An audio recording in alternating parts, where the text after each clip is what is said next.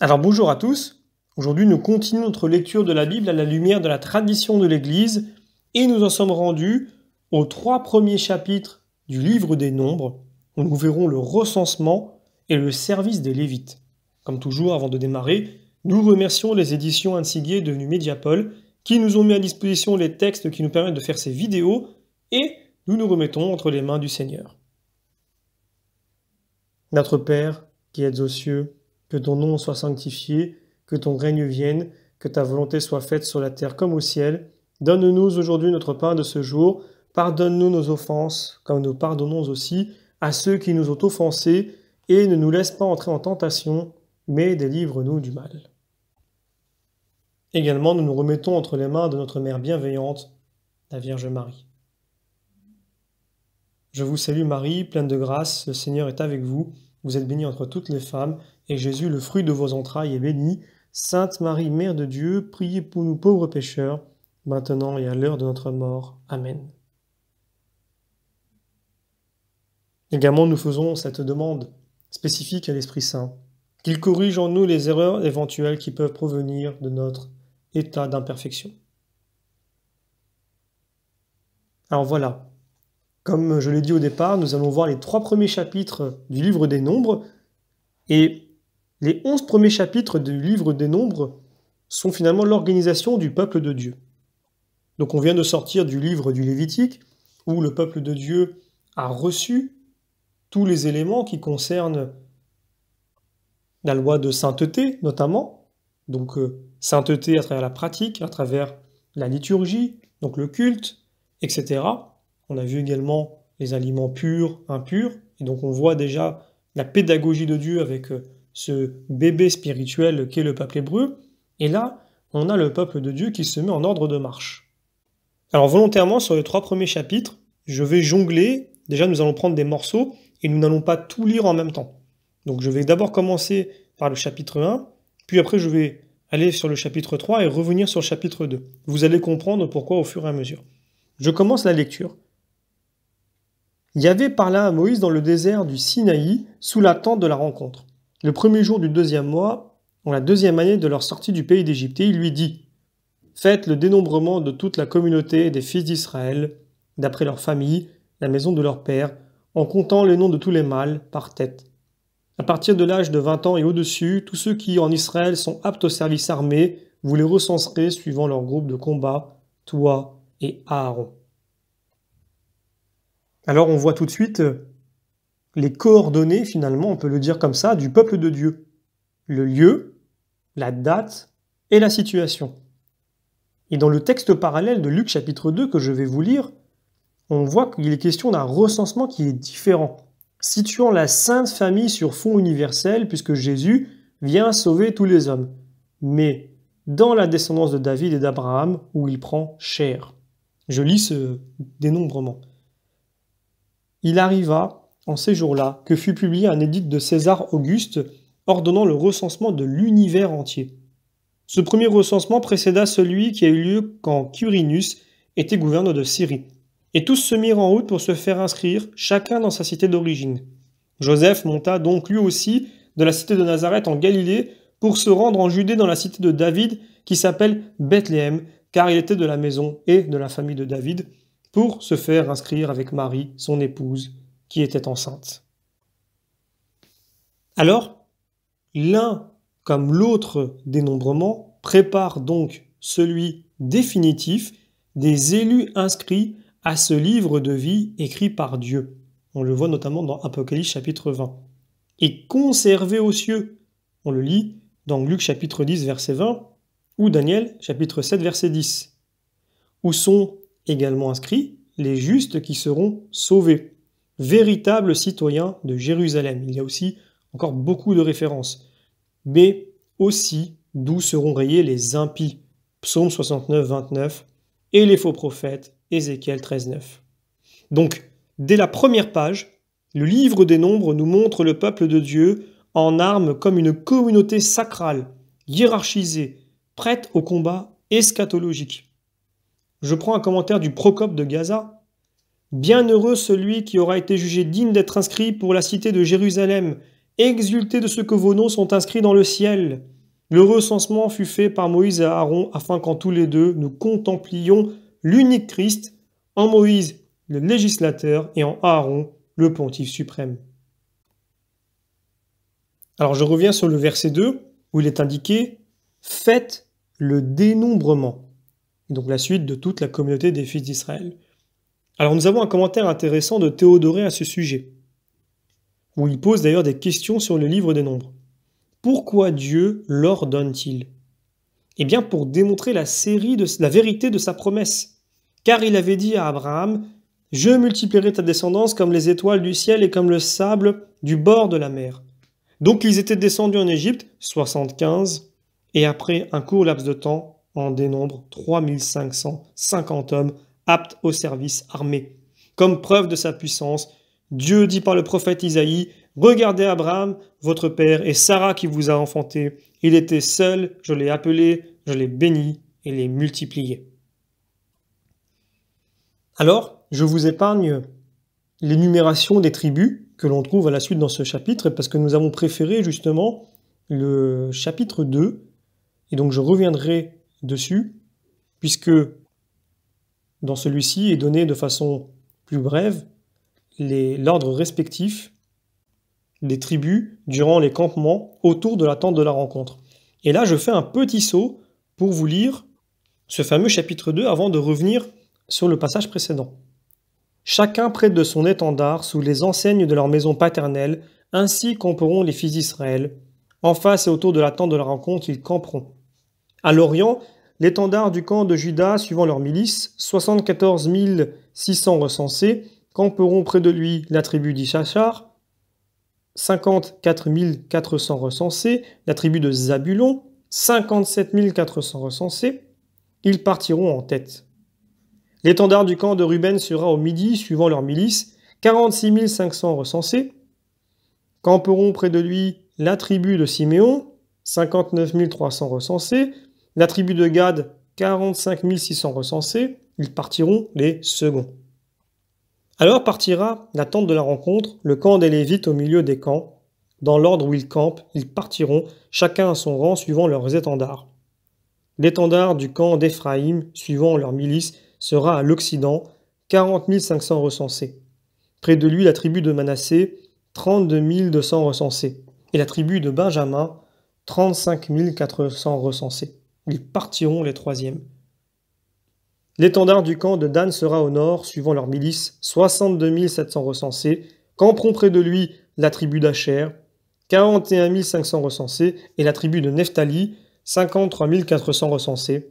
Ils partiront les derniers suivant leurs étendards. Tels sont les recensés des fils d'Israël d'après leur maison paternelle, tous les recensés des camps suivant leur milice, 603 550. Alors évidemment, il y a des textes parallèles très intéressants. Je prends Apocalypse 21.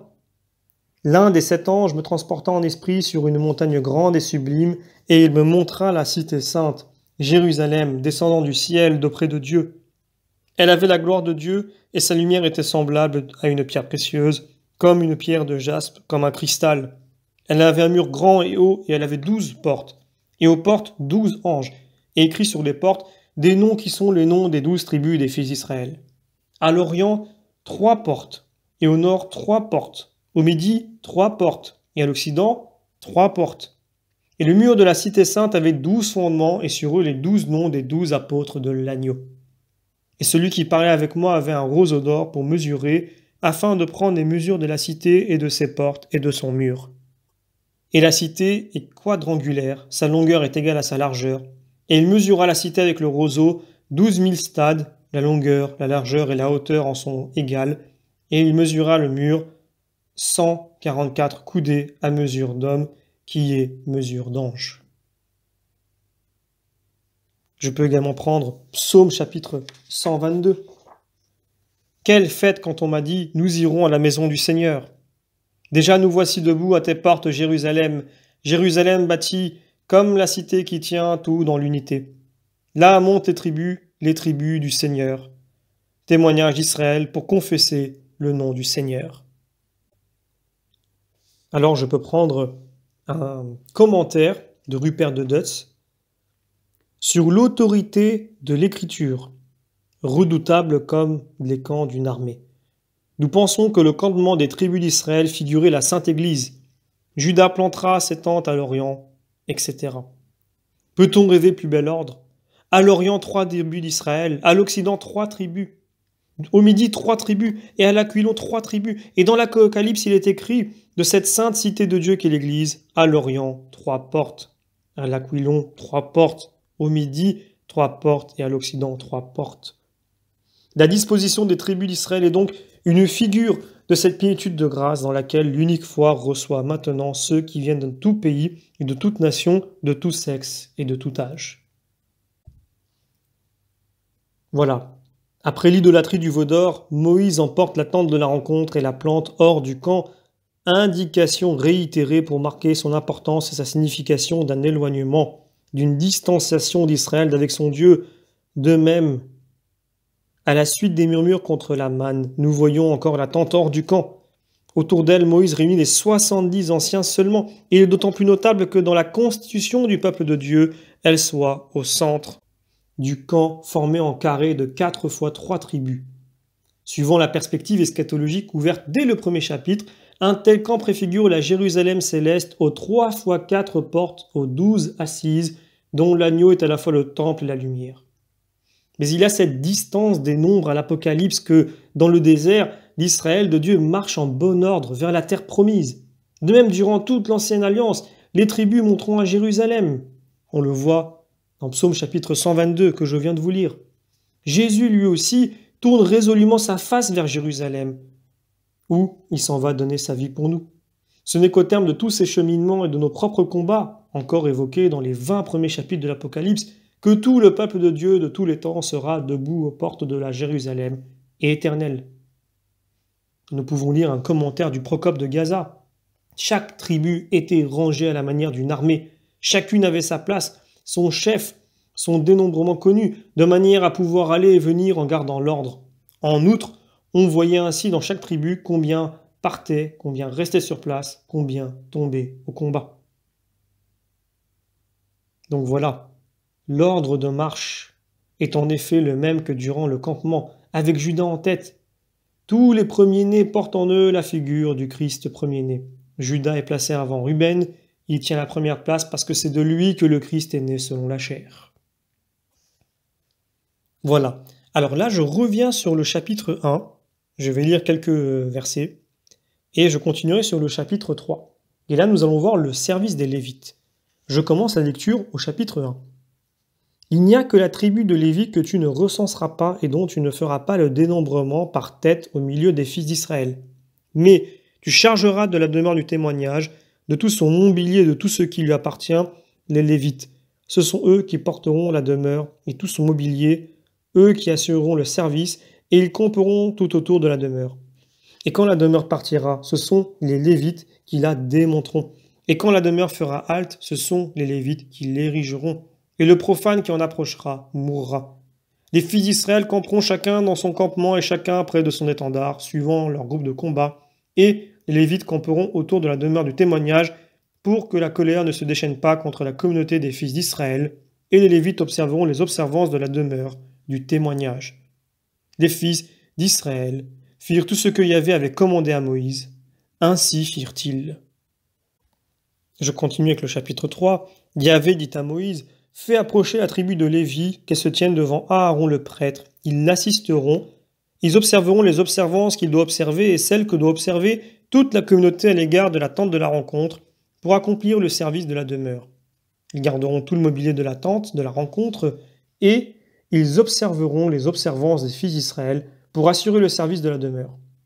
Tu donneras les Lévites à Aaron et à ses fils. Ils lui sont donnés d'entre les fils d'Israël. Et plus loin, voici, moi je prends les Lévites d'entre les fils d'Israël en échange de tout premier-né qui ouvre le sein parmi les enfants d'Israël.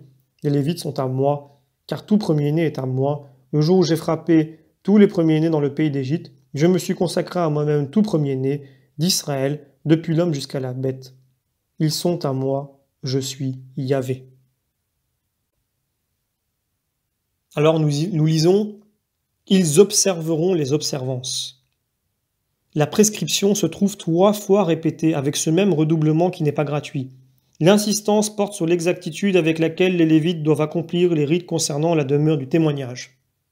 Sur ce caractère intangible des rites, nous pouvons d'ailleurs regarder Lévitique chapitre 8. Il sont d'autant plus qu'ils touchent au sacré, c'est-à-dire au domaine de Dieu. Ceci vaut au premier chef des rites liturgiques, car toute liturgie est une action sacrée.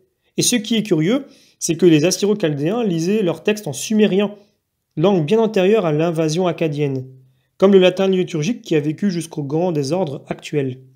Les Coptes ont une langue liturgique qui n'est autre que l'égyptien vivant au temps des pharaons, etc. D'ailleurs, un certain Dorme a rassemblé en un gros volume les rites assyro-chaldéens. Il en ressort que le célébrant, ou l'orant, devait prononcer les mots sacrés avec une correction intégrale, sinon le dieu n'était pas attentif. D'ailleurs, en islam, de longues études phonétiques du futur lecteur officiel du Coran et toujours vocalisation du Coran, alors que tout le reste est non vocalisé. En Inde, et ça c'est une expérience de ceux qui y ont assisté, même un sacrifice familial d'aujourd'hui est surveillé par un correcteur, qui reprend le prêtre quand celui-ci prononce mal telle formule, etc. Mais cette intangibilité s'étend aussi au rite concernant la demeure du témoignage elle-même, et l'expression que nous venons de citer va en effet elle aussi dans ce sens, car ce mot de témoignage, qui revient souvent dans le Pentateuque mais aussi dans les psaumes, désigne ce qui, de par l'intervention de Dieu au milieu des hommes, devient le témoin de sa présence et de son alliance. Ainsi, comme Yahvé résidait au milieu de son peuple, les objets qui étaient le siège de sa présence portaient le nom de témoignage. Plus totalement encore, la tente de la rencontre est-elle donc par définition la demeure du témoignage. Et même, différentes institutions se seront appelées des témoignages en tant que représentants l'intervention de Dieu au milieu des hommes, par exemple les préceptes du Seigneur, parce qu'ils sont l'attestation du souverain domaine de Dieu et l'expression de sa volonté. D'ailleurs, je vais reprendre un passage du chapitre 3, les versets 12 et 13, où il est dit ceci. « Voici, moi je prends les Lévites d'entre les fils d'Israël en échange de tout premier-né qui ouvre le sein parmi les enfants d'Israël. Les Lévites sont à moi, car tout premier-né est à moi.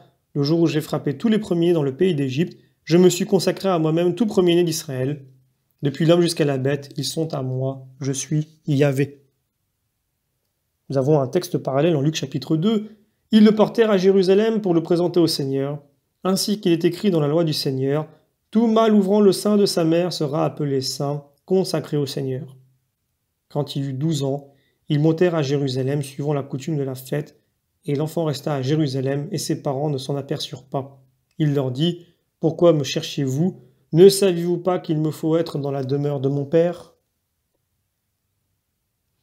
On voit vraiment la mise en parallèle qui montre bien que le Christ accomplit la vocation des Lévites, comme substitut de tous les premiers-nés voués à Dieu pour être dans sa demeure, offert à Dieu, et pour être le serviteur chanté par Isaïe.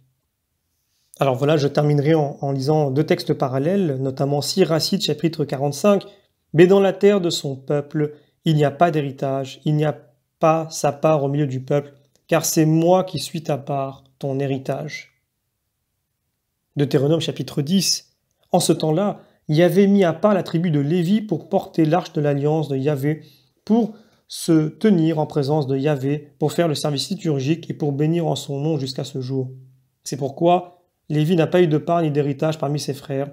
Yahvé est son héritage, comme le lui a dit Yahvé, ton Dieu. » Je peux également prendre le psaume 84. « Que j'aime tes demeures, Dieu Sabaoth, mon âme tressaille de désir et se consume pour les parvis du Seigneur.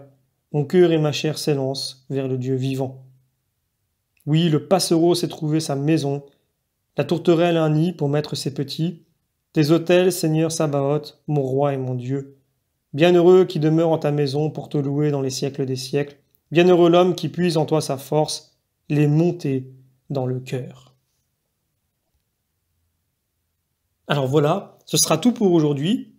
Je vous donne moi, de mon côté, d'ores et déjà rendez-vous pour la prochaine vidéo qui se portera sur le chapitre 6 du livre des Nombres, le vœu de Naziréa et la bénédiction d'Aaron. Je vous remercie et je vous dis à très bientôt.